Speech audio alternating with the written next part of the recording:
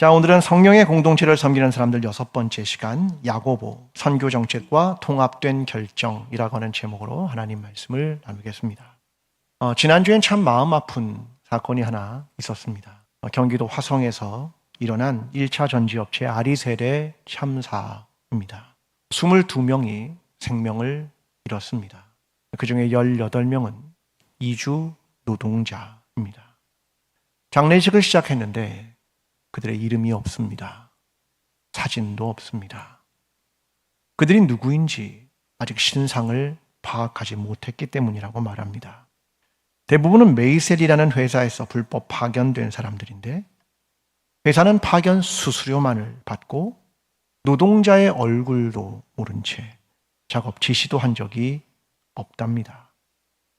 그런데 사람이 죽었습니다. 인간은 부품이 되어가고 수수료 정도가 되어가고 무책임과 비인격, 사람과 생명은 어디 갔을까? 이것이 우리의 마음에 분노가 있는 것입니다. 생명의 가치가 어디 있을까? 생명은 경제적 가치로 따질 수 있는가? 물건인가? 우리는 이런 시대를 살아가면서 아픔을 갖고 있는 것입니다. 너무나 치열하게 살아가고 경건하리만큼 깊은 고뇌와 땀 흘리기를 게을리하지 않는 노력과 성숙을 위한 아픔과 상처를 가진 생명을 가진 사람들. 그런데 그들이 이주 노동자라는 이유만으로, 이방인이라는 이유만으로 저급한, 또 과소평가되는 일이 생겼다는 겁니다. 그리스도인들은 어떠합니까? 우리의 생각은 어떠합니까? 우리는 다를까요? 오늘 하나님의 말씀은 유대인들이 이방인들을 어떻게 생각했고 이방인 선교를 어떻게 생각했는가, 거기에 대한 이야기를 다루고 있습니다. 오늘 본문의 이야기는 이렇게 전개됩니다. 예루살렘 공회가 열렸습니다. 기독교 최초의 회의입니다. 안건은 어떤 사람들의 잘못된 가르침 때문이었습니다. 이방인들이 모세의 율법대로 할례를 받지 않으면 구원을 받을 수 없다. 이 잘못된 가르침 때문에 회의가 시작된 겁니다. 바울은 이미 1차 전도여행을 마친 때였습니다. 예루살렘 교회와 사람들 가운데 이 이슈가 부상하게 됩니다. 그때 이방의 교회였던 안디옥 교회는 바나바와 바울을 파송합니다. 이방인 교회인 이 안디옥 교회가 어떤 일이 일어났고 성령은 그들을 어떻게 인도했고 교회는 어떠한 모습인가를 설명하도록 합니다. 베드로가 이야기를 시작합니다. 성령을 우리에게 주셨고 이방인에게도 성령을 주셨고 차별이 없다. 조상들과 너희도 지지 못하는 멍에를 왜 이방인에게 지우려고 하느냐. 결국 이 모든 이야기를 들은 이후에 예루살렘 공회의 리더였던 예수님의 동생인 야고보가 최종 결정을 내립니다. 성령과 우리는 이 요긴한 것들 외에는 아무 짐도 너희에게 지우지 아니하는 것이 옳은 줄 알았다. 이 최종 결정을 내렸다. 이것이 오늘 본문 전체의 이야기입니다. 기독교 역사의 최초의 회의의 주제는 이것입니다. 율법과 성령, 차별과 은혜, 배제와 포용. 이 두 가지가 치열한 삿바싸움을 하는 것 같습니다. 대단히 고상한 주제처럼 보이지요. 그런데 한 단계 내면으로 들어가면 이런 문제입니다. 우리와 너희 사이의 문제, 나의 이익과 너와의 나눔의 문제, 우리 편과 너희 편의 문제, 그 민낯이 드러납니다. 고상한 척하지만 저 밑바닥에는 생각보다 유치하고 졸렬한 인간의 저 밑바닥이 그대로 드러납니다. 사도들과 장로들은 하나님의 뜻과 성령의 일하심을 따라 바른 선교 정책과 품위 있고 통합된 결정을 내렸다. 이것이 오늘 본문 전체의 이야기입니다. 이제 이야기 속으로 들어가 봅니다.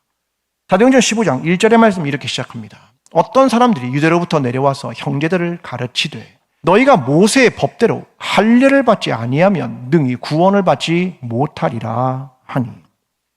누군가가 내려왔습니다. 근데 유대로부터 내려왔다. 이 말은 초기에 유대인 기독교인으로 보여집니다. 근데 그가 가르치는 역할을 하는 거 봐서 가르치는 일, 그 권위의 자리에 있는 사람으로 보입니다. 근데 그들이 잘못된 걸 가르쳤습니다. 내용은 이것이죠. 할례를 받지 않으면 구원을 받지 못한다. 이방인은 반드시 할례를 받아야 구원을 받는다. 그런 얘기입니다. 이후에 바리새파였다가 기독교인이 된 사람도 비슷한 얘기를 했습니다. 율법을 행해야, 모세 율법을 지켜야 구원을 받는다. 사실 초기 기독교는 유대교와 기독교 사이에 커다란 차이가 그리 많이 보이지 않았습니다. 그래서 그 부분이 이해도 됩니다. 여러분, 그런데 스데반 집사의 설교는 대단히 중요한 위치를 차지합니다. 왜냐하면 그동안 유대교가 강조한 건 율법과 성전입니다. 그런데 스데반 집사의 설교에는 이런 것을 명확히 하면서 기독교가 무엇인가, 거기에 대한 것을 선명하게 드러내는 설교였기 때문에 그렇습니다. 복음은 율법이 아니라 십자가의 은혜입니다. 우리는 성전에서 제의를 행하는 사람이 아니라 그리스도인들은 일상의 삶에서 하나님을 예배하는 사람입니다. 그러므로 유대교와 기독교의 명확한 차이를 분명하게 말하는 것, 이것이 스데반 집사의 설교였습니다. 그런데 어떤 유대인들이 이것을 회귀시키고 있는 것이었습니다. 이로 인해 다툼과 변론이 일어납니다. 그래서 형제들, 안디옥에 있는 사람들은 바울과 바나바 몇 사람을 예루살렘에 보내기로 합니다. 사실 바울과 바나바는 외부인입니다. 그리고 선교사죠. 예루살렘 교회로부터는 밖에 있는, 그리고 선교사입니다. 그들은 이렇게 시작을 합니다. 15장 3절. 그들이 교회의 전송을 받고 베니게와 사마리아로 다니며 이방인들이 죽게 돌아온 일을 말하여 형제들을 다 크게 기쁘게 하더라. 그들이 전하는 건 뭐냐면 선교의 현장과 실증이었습니다. 선교를 할 때 피부로 느꼈던 이방 선교, 그것을 전하기 시작했다, 그런 말입니다. 근데 더욱더 놀라운 일은 이것입니다. 안디옥 교회가 유일하게 그때의 호칭을 받았던 중요한 호칭 하나가 있습니다. 11장 26절. 제자들이 안디옥에서 비로소 그리스도인이라 일컬음을 받게 되었더라. 오늘 우리가 그리스도인이라고 부른 것은 안디옥 교회가 먼저 받은 사람들이 그들을 불렀던 호칭이었습니다. 그리스도인. 예전에는 이런 것들이 많았습니다. 헤롯의 사람들. 이 말은 헤로디아노이라는 말입니다. 당신은 헤롯의 사람입니다. 로마 황제인 가이사의 사람이라고 말하는 건 카이사리아노이라고 부릅니다. 가이사의 사람들. 그런데 사람들은 이 기독교인들을 뭐라고 부르냐면 그리스도인, 크리스티아노이라고 불렀습니다. 그리스도의 사람들. 그가 주권을 가지고 있는 그리스도에게 속한 사람들, 이런 말이 그리스도인이라는 말입니다. 이걸 처음으로 받은 게 안디옥 교회입니다. 그뿐이 아닙니다. 안디옥 교회는 민족을 총원한 새로운 종류의 공동체를 만들었습니다. 예루살렘 교회는 유대인들을 중심으로 한 민족이 중심으로 된 교회죠. 근데 안디옥 교회는 아닙니다. 다양한 민족이 함께 그 안에서 교회를 이루었다. 그걸 보여주는 게 이방의 교회였던 안디옥 교회입니다. 그들은 예루살렘에 흉년이 들었을 때 연보를 걷어서 예루살렘 교회로 보냅니다. 교회란 우리 민족의 교회가 아니라 온 세상을 아우르는 새로운 공동체입니다. 이걸 보여주는 게 이방의 교회였던 안디옥 교회였습니다. 그런데 유대인들은 자기 생각을 한 겁니다. 할례를 받아야 너는 구원받아. 유대인들의 중심 사고와 편견을 드러냈습니다. 여러분, 편견은 어디서 오는 겁니까? 이기주 작가의 보편의 단어라는 책이 있습니다. 이 책에 보면 편견이 무엇인가에 대한 설명을 이렇게 하고 있습니다. 어떤 면에서 편견은 일종의 심리적 지름길이다. 이 심리적 지름길이 아닐까 하는 생각도 든다. 눈앞에 있는 대상을 빨리 판단하고 상황을 쉽게 확정짓고 싶어서 머릿속 편견의 길로 빠르게 내달리며 치우치는 생각을 강화하는 것인지 모른다. 더욱이 편견에는 좁은 길로 한번 접어들면 타성해졌는 경우가 많아서 거기에서 벗어나기도 쉽지 않다. 편견이란 무엇이냐? 심리적 지름길이다. 쉽게 판단하고 쉽게 결정하고. 이 내용은 다른 말로 말하면 이런 겁니다. 깊은 생각 없음, 고뇌 없음, 자기의 손쉬운 결정, 자기의 편의대로 결정. 이게 편견이다. 그런 말입니다. 여러분, 어떤 결정이 있는데 이 편견은 나와 아무런 관계가 없습니다. 나의 삶에 어떤 영향도 주지 않습니다. 중요한 건 유대인이 이 이방인들이 할례를 받아야 한다, 이 말에 유대인은 이미 할례를 받았는데요. 나의 변화입니까? 아니요. 너만 변하면 되는 겁니다. 이게 편견입니다. 아주 간단하고 쉽습니다. 너를 정의하고 너가 필요한 자격을 네가 갖추고 네가 변화하면 되는 것입니다. 편견은 나의 변화란 없다. 아주 손쉽게 판단하고 고뇌하지 않고 너만 변하면 되는 거지 라고 말하는 게 편견이다, 그런 말입니다. 그런데 그리스도인이 된다는 건 그런 겁니까? 아니요. 그리스도인이 된다는 건 십자가와 부활의 복음을 붙드는 거 아니겠습니까? 나의 이전의 생각과 삶과 질서와 행동과 태도가 십자가에서 죽었다. 나는 새롭게 부활했다. 이것이 그리스도인이 되는 것 아니겠습니까? 여러분, 예수 그리스도 안에서 이전의 나의 삶은 죽고 새롭게 부활하는 것, 여러분 그것을 믿으십니까? 아멘. 이게 우리의 믿음입니다. 여러분, 그 일을 결정할 때 고뇌하셨습니까? 어마어마한 고뇌를 했죠. 왜요? 이전 것을 완전히 끊어버리고 새로운 삶으로 도약하는 문제이기 때문에 그런 겁니다. 내가 감당해야 할 무게가 있는 겁니다. 그걸 씨름하고 결단한 겁니다. 여러분, 예수 그리스도를 믿고 그분을 주님으로 고백하고 결단한 것 아니겠습니까? 제가 여러분에게 다시 물어보겠습니다. 성도 여러분, 예수 그리스도를 믿기로 결단하셨습니까? 이전의 삶을 십자가에 못 박기로 결단하셨습니까? 세상의 질서와 태도와 방법과 가치관과 세계관을 버리기로 결단하셨습니까? 왜 목소리가 자꾸 줄어듭니까? 여러분, 예수 그리스도를 믿는 건요, 어마어마한 고뇌를 한 겁니다. 이전의 삶과의 단절이기 때문에 이제 그렇게 살지 않기로 십자가에 못 박는 결단을 한 거기 때문에 어마어마한 고뇌를 하신 거 아닙니까? 여러분, 그래서 예수 그리스도를 믿는 건 너의 변화가 아니라 나의 변화입니다. 내가 변하는 겁니다. 아무런 의식과 고뇌 없이 살아가는 것, 그리스도인의 태도가 아닙니다. 장로교회 창시자를 알고 있는 존 갈뱅, 영어로 말하면 존 켈빈입니다. 제네바에 교회를 세우죠. 우리는 그가 장로교의 시초라고 생각합니다. 근데 그가 만든 건 장로교회가 아닙니다. 개혁교회, Reformed Church, Reform. 어떤 게 형성되는데 다시 그게 형성된다. 이게 개혁입니다. 개혁교회의 핵심은 이거죠. 개혁된 교회는 계속 개혁돼야 한다. 우리 안에 있는 게 계속 개혁되는 교회가 장로교회다. 그걸 말하는 건 아니겠습니까? 우리의 삶에서, 교회에서, 사회에서 그래서 고뇌하고 또 고뇌하는 겁니다. 인간은 고뇌하지 않으면 본성대로 살아갑니다. 고뇌하지 않으면 자기 욕심대로 살아갑니다. 고뇌하지 않으면 자기가 유리한 방법대로 세상의 질서대로 그냥 따라 살아갈 겁니다.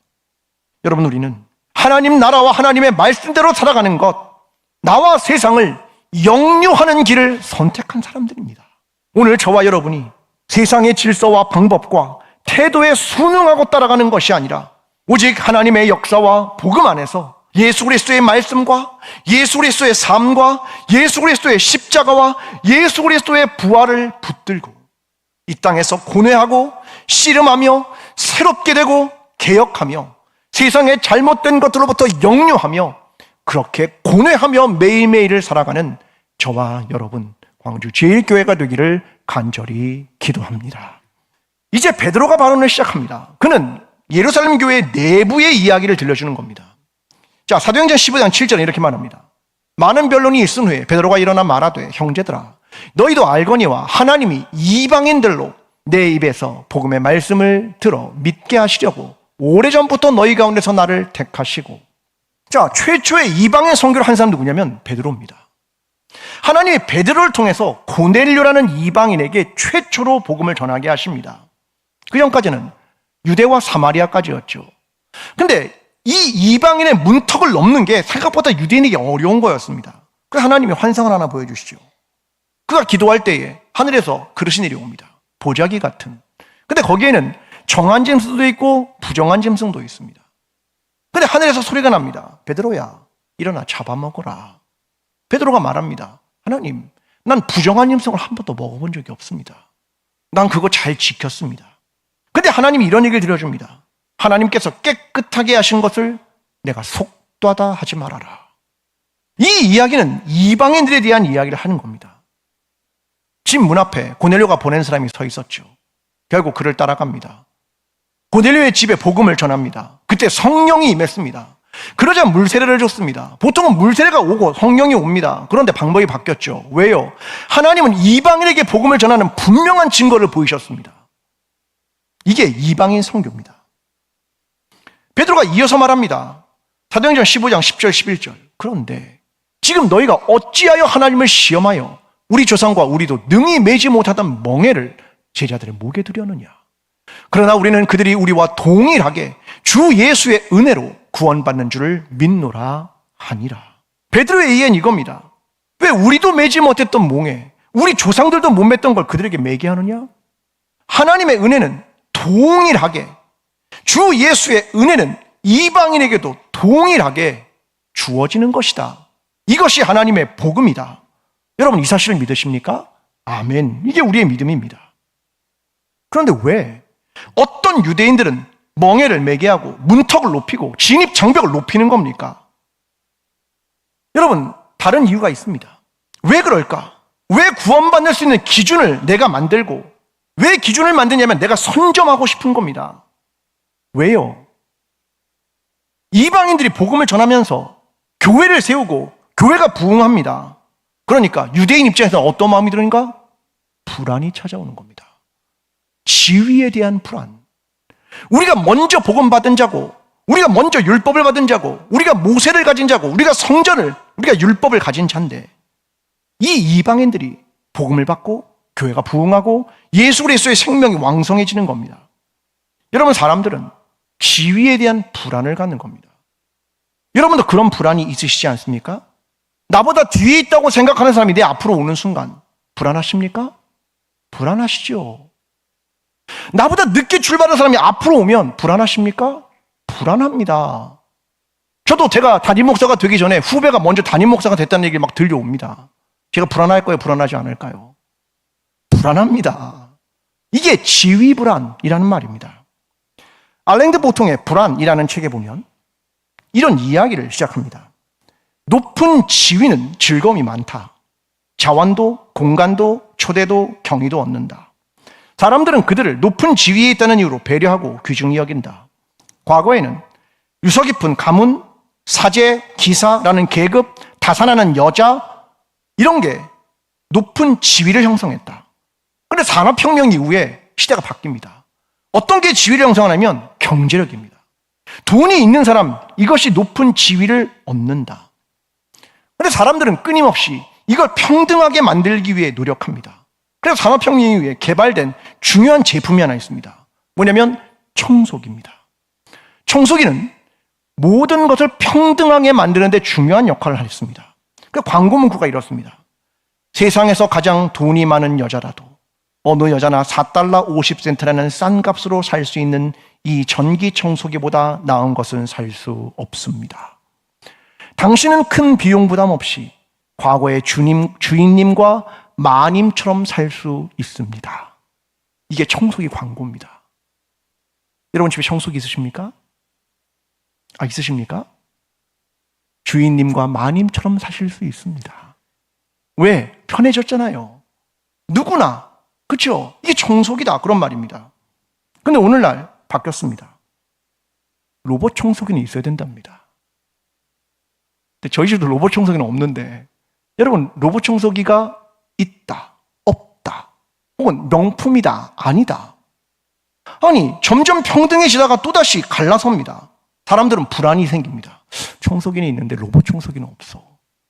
아니면 명품은 없어. 이런 걸로 불안해지는 겁니다. 왜냐하면 사람들은 서로 준거 집단 안에서 비교를 하기 때문에 그렇습니다.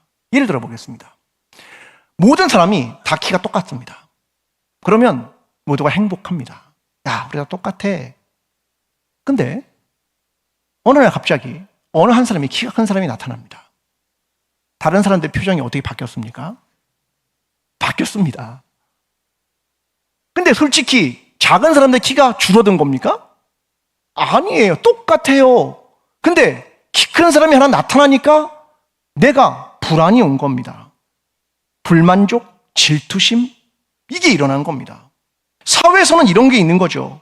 내가 만약에 어떤 일을 퇴직했다. 그럼 지위를 상실했다고 생각하는 겁니다. 내가 승진이 안 됐다. 그럼 불안이 오는 겁니다. 여러분 되게 중요합니다. 높은 지위를 얻을 수도 있지만 그거 평생 안 갑니다. 제가 이 교회 담임 목사 평생 할 것 같습니까? 아니요. 어느 순간 은퇴하겠죠. 여러분 중요한 건 지위 불안, 지위가 나를 결정하면 안 됩니다. 나는 누구인가? 이거 잘 생각해야 되는 겁니다. 지위가 내가 아니라니까요. 하나님이 나를 어떻게 보시는가? 그게 납니다. 내가 나를 어떻게 보는가? 이게 납니다. 그래서 지위 때문에 흔들리거나 지위 때문에 질투하거나 지위 때문에 좌절하지 마십시오. 저와 여러분 모두는 온 우주의 하나님으로부터 사랑을 받고 있는 존재다. 이걸 잊으면 안 되는 겁니다. 초대교회 유대인들은 바로 그것 때문에 문제가 있었습니다. 이방이 잘 되니까 불안해진 겁니다. 내가 불안해져. 그러니까 기준을 만들어야죠. 할례와 율법 지켜라. 우린 태어날 때부터 할례 받았으니까 문제가 없죠. 이 기준을 만든 겁니다. 여러분 사람은 왜 불안해지냐면 높아지려고 할 때마다 불안해지는 겁니다. 왜? 그만큼 못 올라가니까. 복음은 뭡니까? 낮아짐으로 향하는 겁니다. 예수 그리스도가 하늘의 보좌를 버리고 이 땅에 내려오신 겁니다. 성경과 복음은 낮은 것에 대한 이야기를 하지 올라가는 것에 대한 이야기를 하지 않습니다.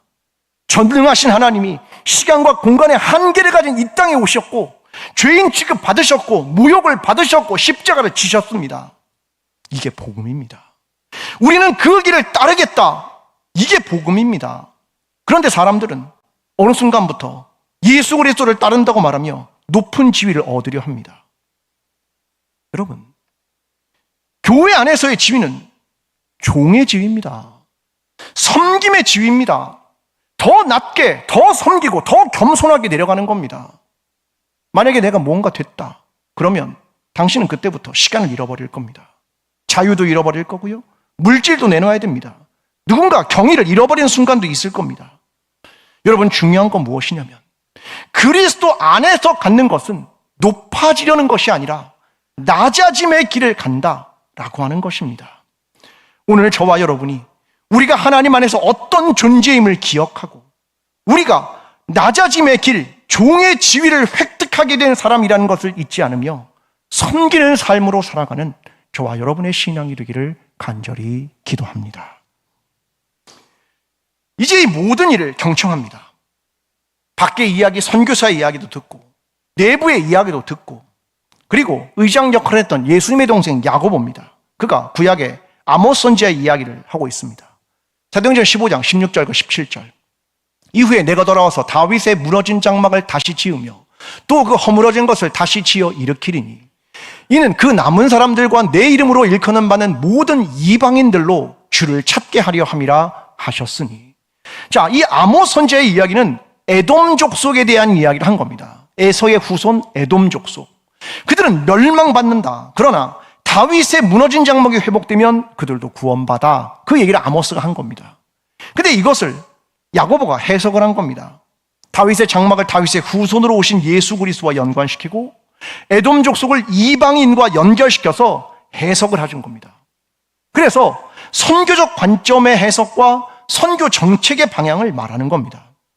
그리고 이어서 이렇게 말합니다. 19절과 20절. 그러므로 내 의견에는 이방인 중에서 하나님께로 돌아오는 자들을 괴롭게 하지 말고 다만 우상에 더러운 것과 음행과 목매어적인 것과 피를 멀리하라고 편지하는 것이 옳으니 그들을 괴롭게 하지 말아라. 그들 하나님이 받으신 거야. 그리고 네 가지에 대한 것을 말합니다. 이거 조건이 아닙니다. 유대인들은 레위기 17장과 18장에 있는 이 이야기를 통해서 최소한 이것이 있어야 양심이 꺼리끼지 않는다 이겁니다. 그 네 가지를 얘기한 거죠. 지금 야고보가 한 건 뭐냐면 이방인들 그리고 유대인들 그들 모두를 통합하는 과정을 간 겁니다. 이방인도 하나님의 백성이야. 양쪽 다 차별이 없는 선교 정책을 지금 말하고 있는 겁니다. 한국교회에 선교사들의 선교 정책이 있습니다. 이걸 네비우스 선교 정책이라고 말합니다. 이 정책에 중요한 세 가지가 있습니다. 하나는 자전, 둘째 자치, 세 번째 자립입니다. 한국교회에 온 선교사들은 저 원칙을 지켰습니다. 자전, 자치, 자립. 저 내용은 이런 내용입니다. 자전, 모든 신자는 다른 사람을 가르치는 자가 되며 동시에 자기보다 나은 다른 사람으로부터 배우는 자가 된다. 이 말은 선교사들이 계속 떠먹여준다 이런 거 하지 않는다. 가르치고 전도하고 너희 한국에 있는 한국 사람들이 이 일을 서로가 하는 것이야. 선교사들의 기대거나 너희 스스로가 전도하고 가르치는 일을 한다. 그런 말입니다. 두 번째, 자치. 모든 그룹은 선임된 무보수 영수의 관할을 받는다. 순회 교구들은 나중에 목사가 될 유급 조사들의 관할을 받는다. 순회 집회 시에는 교인들을 훈련시켜 훗날 구역, 지방, 전국의 지도자가 된다. 너희 스스로 교회를 자치적으로 운영한다. 그런 말입니다. 세 번째, 자립. 신자들이 스스로 마련한 예배당을 소유한다. 각 그룹은 창립되자마자 순회조사에 봉급을 지불하기 시작한다. 개교회 목사에게 외국의 자금으로 사례를 지불하지 않는다. 재정적 독립입니다. 우리 교회 최초의 북문안 교회, 이 건물은 선교사들의 돈으로 세운 게 아닙니다. 순수하게 교인들, 우리 교회 교인들이 헌금을 해가지고 세운 겁니다. 왜? 자립이기 때문에 그렇습니다. 성경도 공짜로 나눠주지 않았습니다. 그 가난했던 나라가 사람들이 손을 들어서 성경을 산 겁니다. 왜요? 그래야 소중한 걸 아니까. 그런 얘기입니다. 여러분, 이게 중요한 선교의 정책이 된 겁니다. 그래서 한국교회가 그렇게 빨리 성장하게 된 거고 스스로 자립하게 된 것은 바로 이러한 정책 때문입니다. 저는 선교에 중요한 세 가지가 있다고 생각합니다. 먼저는 교회론입니다. 교회가 뭐냐? 정의의 문제죠. 교회란 무엇이냐? 이걸 명확하게 한 게 스데반입니다. 유대교의 제사와 성전과 제2종교, 성전에 갇혀서 하는 이것이 아니라 교회란 오직 예수 그리스도를 주로 고백하는 사람들이 성전에 모이는 것이 아니라 일상의 삶에서 예수 그리스도를 만나는 것이고 일상의 삶에서 그를 예배하는 것이다. 갇힌 기독교, 확장된 교회론으로 넓히는 겁니다. 이게 교회론입니다. 두 번째, 복음의 운동성입니다. 예루살렘과 유대라는 공간에 갇히고 제도화되기 시작했습니다. 그때 나타난 사람이 누구냐면 빌립 집사입니다. 운동성입니다. 그는 사마리아로 가고 에티오피아 내시를 만납니다. 복음을 만날 때 꿈틀거리는 겁니다. 이게 없으면 교회는 죽어버립니다. 왜요? 경직되기 때문에 그런 겁니다.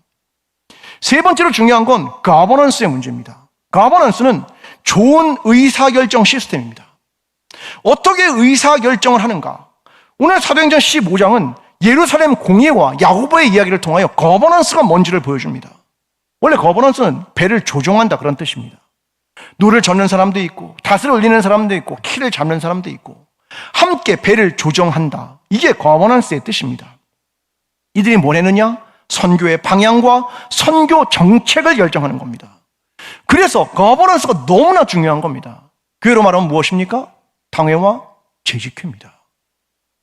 여러분, 이 거버넌스를 잘 해야 하는 이유, 이게 교회의 정책과 방향을 결정하기 때문에 그렇습니다.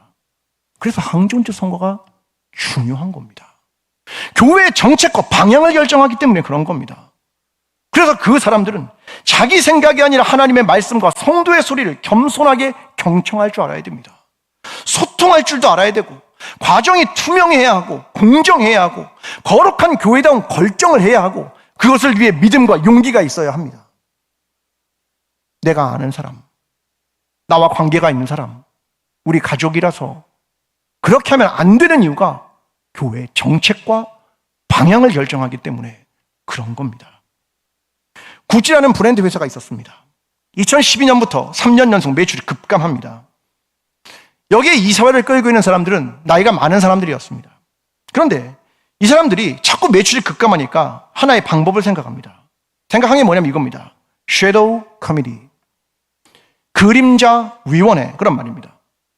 이사회가 결정한 내용, 이 내용을 섀도우 커미티로 보냅니다. 섀도우 커뮤니티는 30대에 있던 직원들입니다.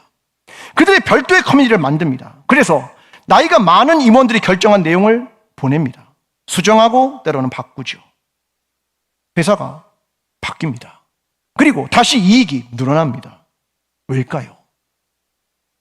다양한 목소리를 정취하는 겁니다. 다양한 사람들을 포용하는 겁니다. 소통할 줄 아는 거죠. 서로에 대한 이야기를 나누게 되는 겁니다.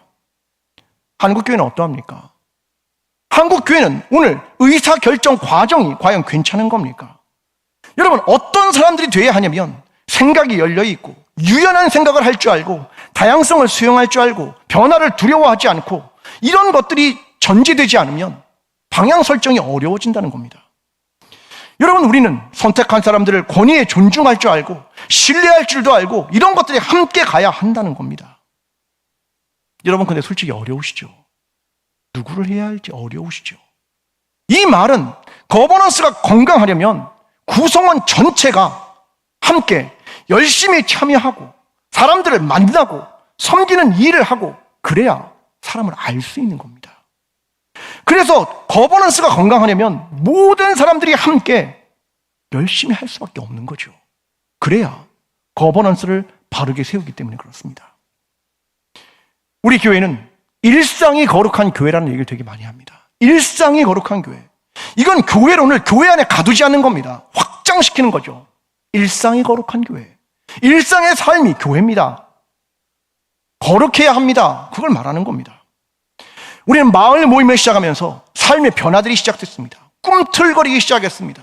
사람들은 모이면 마을의 이야기를 하고 예수 그리스도의 이야기를 하고 삶의 변화의 이야기를 합니다. 복음의 운동성입니다. 그 다음 거버넌스입니다. 정책을 세우고 선교를 받아낼 수 있는 시스템을 만들고 시대의 사명에 응답하고 변화하는 모습을 만들고 경청과 소통의 능력과 유연성과 깊은 통찰과 영혼을 위한 따뜻함과 누구에게나 존경받는 권위와 협력과 통합, 이걸 해야 한다는 겁니다.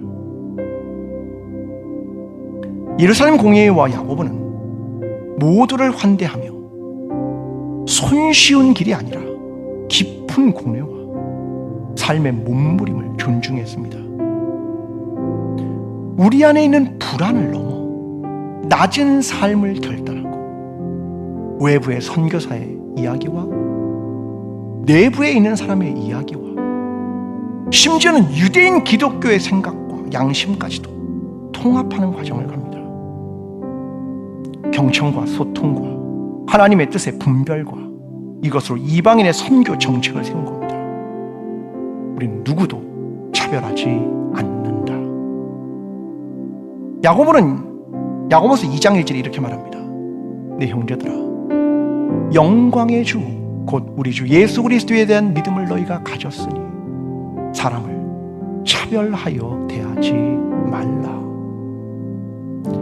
복음을 가진 우리가 모든 사람을 차별 없이 대하고 거룩한 교회 공동체가 하나 되고 통합되는 일, 이 일을 위해서 헌신하게 되는 저와 여러분 광주 제일교회가 되기를 간절히 축원합니다.